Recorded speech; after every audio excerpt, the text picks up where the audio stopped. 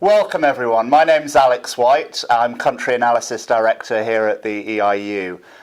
Welcome to our Global Outlook discussion. I'm joined by Mike Jakeman, our Global Economist, and we're going to be talking for about 15 minutes on events in the world this July. And it's been a very interesting few weeks. We'll be talking about Brexit. We may well be talking about Donald Trump. The coup in Turkey, and also our perspective on the global outlook. Sure. So where to start? Quite the smorgasbord of stuff.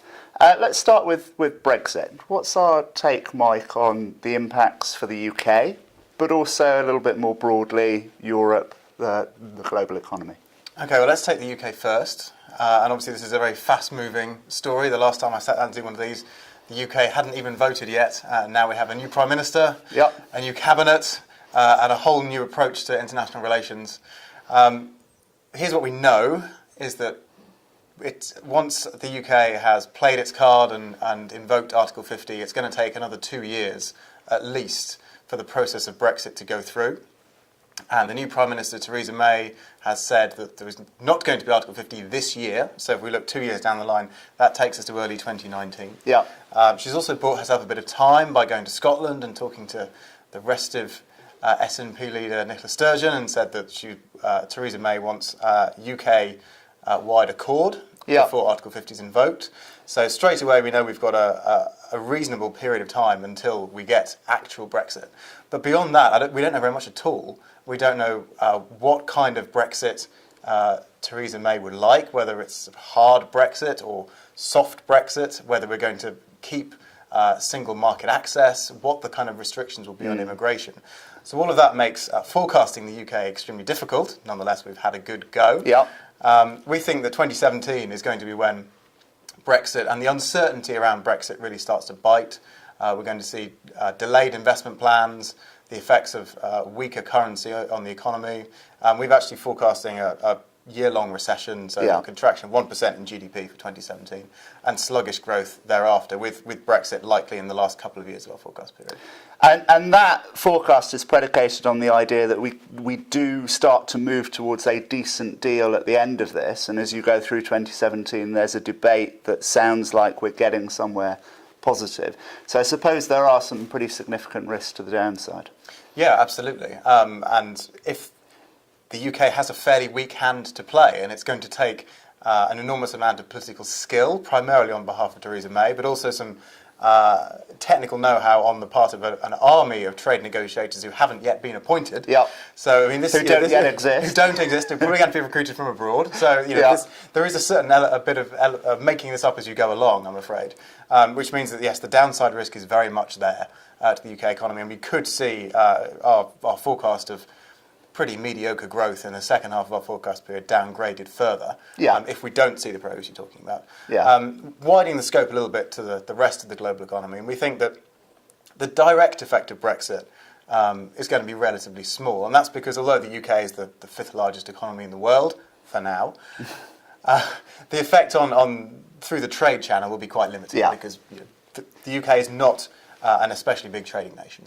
Where we will see an effect, and has already been evident and will be evident again in 2017 when the UK is in recession, is through the second round effects, things like investor confidence, effects on the stock markets, effects on commodity prices, and the general kind of mood of anxiety that we think is going to continue. We've already seen it in the global economy this year, but further swings and gyrations and just a very kind of a risk-off mood, which will subdue most big countries in the world to some extent. We've taken down the US, for example, by 0.2 of a percentage point this year and next to kind of reflect the general gloomy sentiment. But markets have held up decently well, and obviously there's been a lot of commentary on the fact that the FTSE hasn't experienced the kind of collapse that some of the doom mongers were predicting prior to Brexit.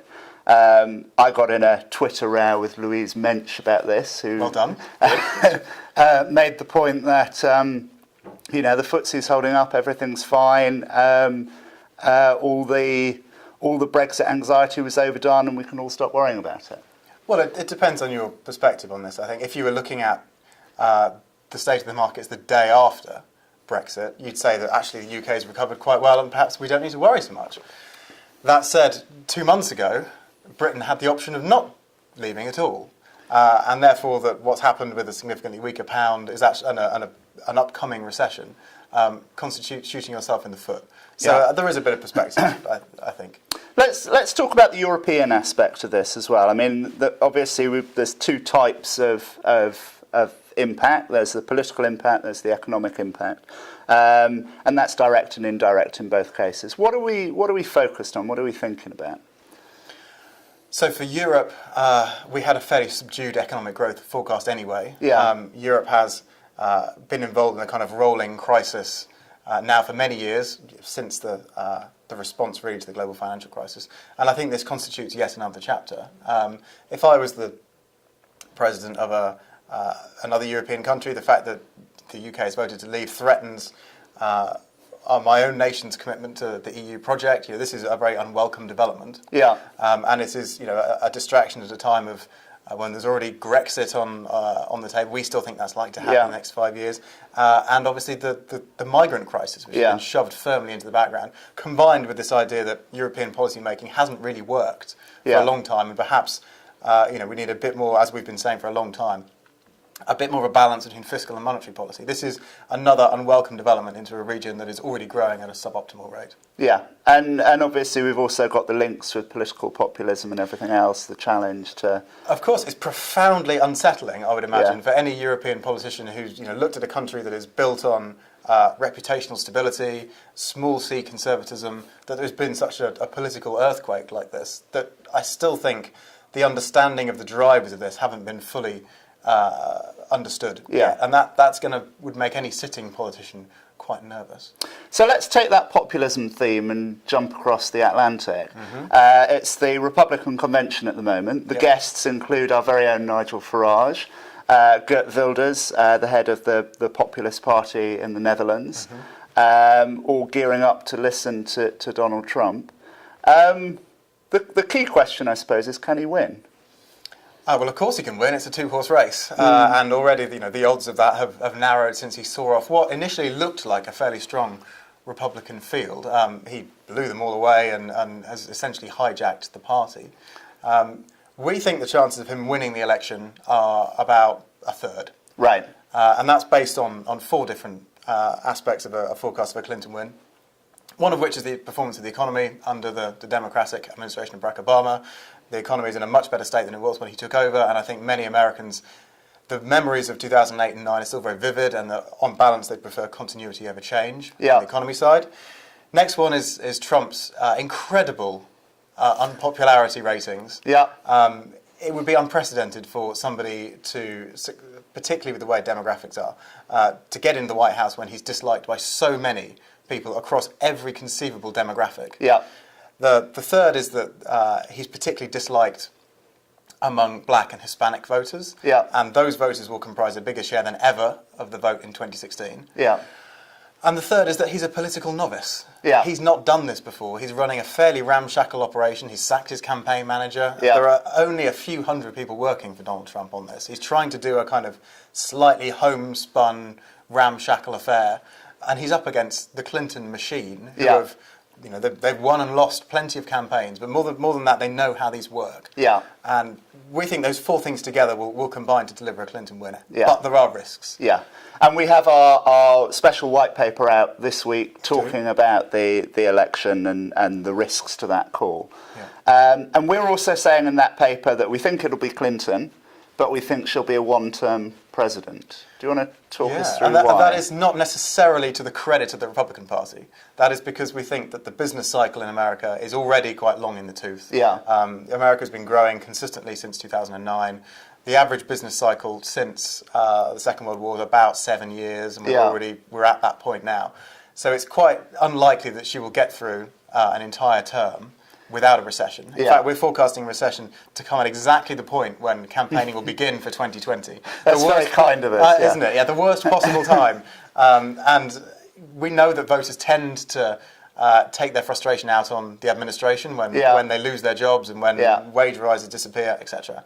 So we think that provided the Republicans can find a less inflammatory candidate, and perhaps if they're prepared to turn down some of their their rhetoric on immigration, for example, Yeah. they might not have to do too much Yeah. to get back in 2020, aided by this a fairly minor recession, but nonetheless a distinct downturn. And the fact that it will have been 3 terms of the same party in the White House. Yes, and Clinton is already an overly familiar figure. She's not somebody who excites the base. Yeah.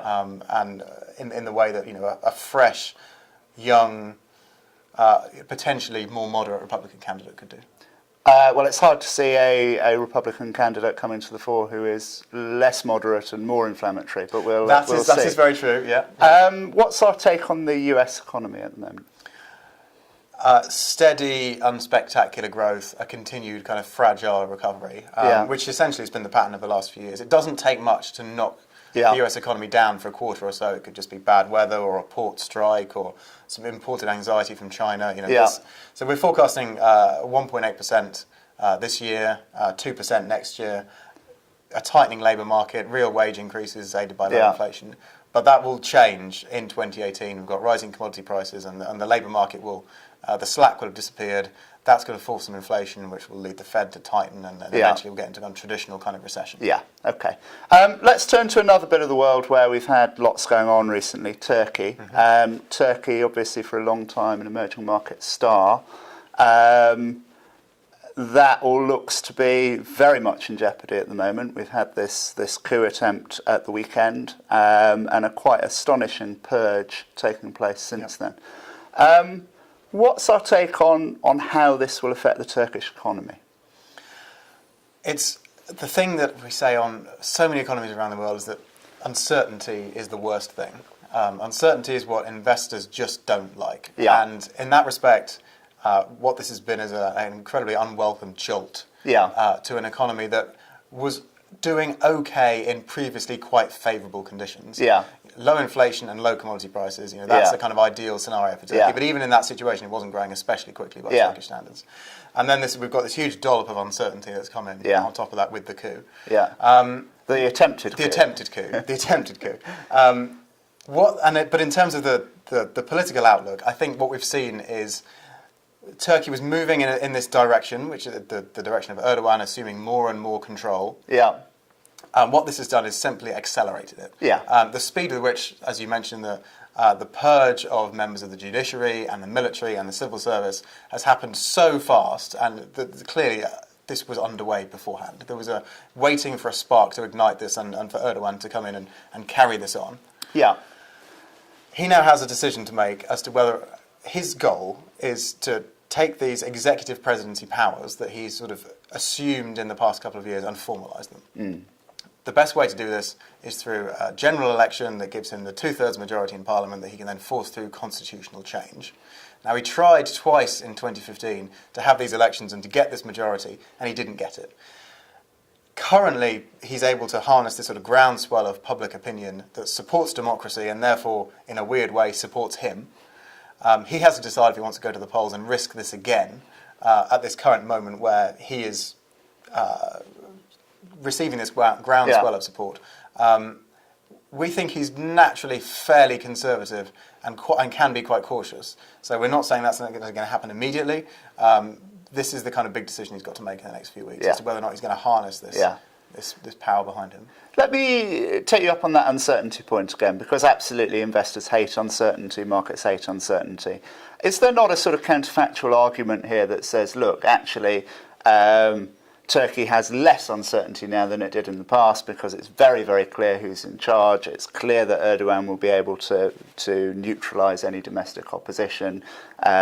We have a clear regime pattern for the foreseeable future. Yes, absolutely. And it's very weird to sit here and describe how a leader who's been subjected to an attempted coup could actually strengthen their hold on power as a result. But I think that's also very true. The military has a history of frequent interventions in Turkey. Yeah. We now know, without any shadow of a doubt, the public don't support that. Yeah. And they also want some sense of reassurance. And under Erdogan, who suppresses human rights and doesn't like a free media, he does at least provide security. Okay. Let's move on from Turkey. Any other sort of big themes in the global economy that you're looking at and your team's looking at the moment? So we've seen a huge